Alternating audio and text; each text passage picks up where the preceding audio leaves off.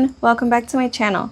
Today we're doing something a little different because I wanted to show you what budgeting actually looks like when life is, well, real. Sometimes you have a great month, everything goes according to plan, and you're feeling like a budgeting queen. And then sometimes you're looking at your bank account thinking, how did we get here? And that's actually what we're talking about today, when the numbers don't work. Right now, I'm working with a pretty tight budget. I have fixed expenses that aren't really negotiable, and sometimes unexpected expenses come up that throw everything off. And when that happens, my first instinct isn't to pretend I can magically cut expenses that don't exist. Instead, I look at what I actually have control over. For me, that means looking at what's already in my house, what I absolutely need to spend money on, and what can wait. One of the easiest ways I've found to save money during a tight pay period is to shop my own house first. Before I go grocery shopping, I look through my pantry, freezer, and refrigerator. Because sometimes budgeting means getting creative with what you already have instead of buying more. And yes, sometimes that means tengo frijoles en la casa. Another thing I'm learning is not to budget money before I actually have it. If someone owes me money, that's great. But until it hits my account, I'm not spending it in my head 5 different ways. When it comes in, then I'll give that money a job. The goal is to know where your money is going and make the best decisions you can with what you have. So let's get started. We're going to be working on the second paycheck for the month of August. Okay. Today is August 21st. Whoops. My income was $14.08. My bills are $847. And this month I went over by a whole lot. So what happened was it was a very expensive month. It was my dad's birthday, so I ended up buying him a phone, which we split like between my sisters, but they haven't paid me back yet, so this is why this number is looking like that. So anyway, we're just gonna roll with it. So $688.36, and I have a total of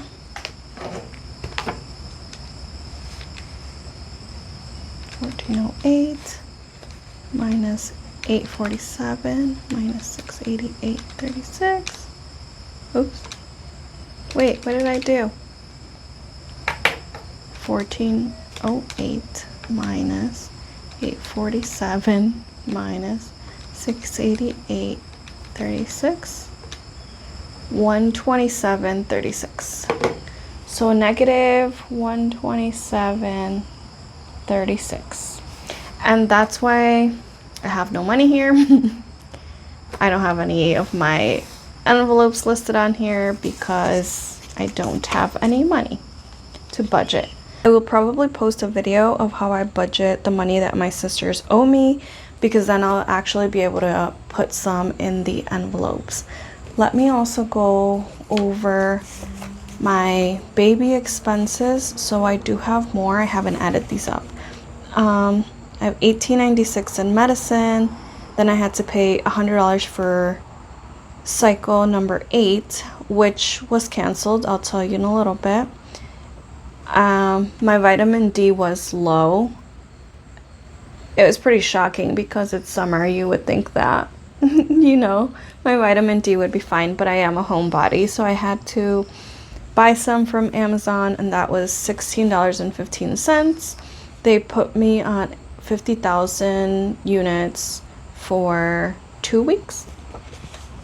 And then I bought sperm, which was $2,535, prenatals and an ovulation kit, which was $48.28. So let's add all that up and see what my new total is. Okay, so 55.62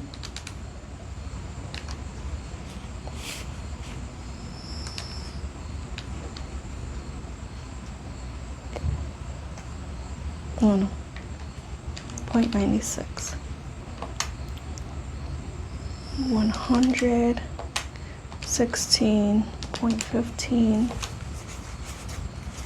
25, 35, 48, 28.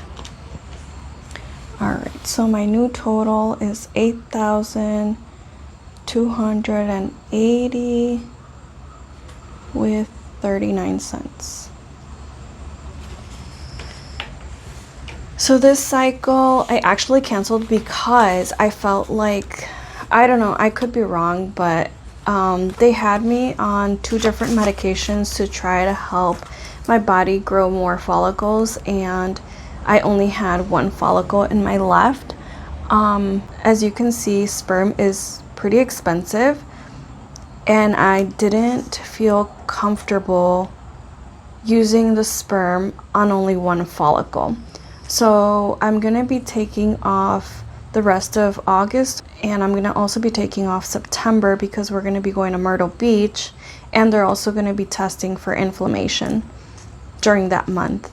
So I won't be starting a new cycle again until October, but I'm still gonna try to pay some of this off because that balance is getting high. Oh, and about my insurance, they did figure out that I didn't owe any money anymore because I did meet my deductible already. So that'll help out for the next couple of cycles. The only thing that gets really expensive is the sperm because my insurance doesn't cover that. But anyways, enough of that. Sorry this is such a short video, but you know, life happens. If you're watching this and your budget is tight right now, I want you to know you're not failing. Sometimes you're not overspending, sometimes life is just expensive. And sometimes budgeting isn't about saving hundreds of dollars. Sometimes budgeting is simply figuring out how to make it to the next paycheck without making the situation worse. So if you're in a tight financial season right now, take a breath, look at the numbers, use what you already have, and focus on what you can control. Thank you so much for being here, and if you're working on getting your finances together also, make sure to hit subscribe, and I'll see you in the next video. Bye!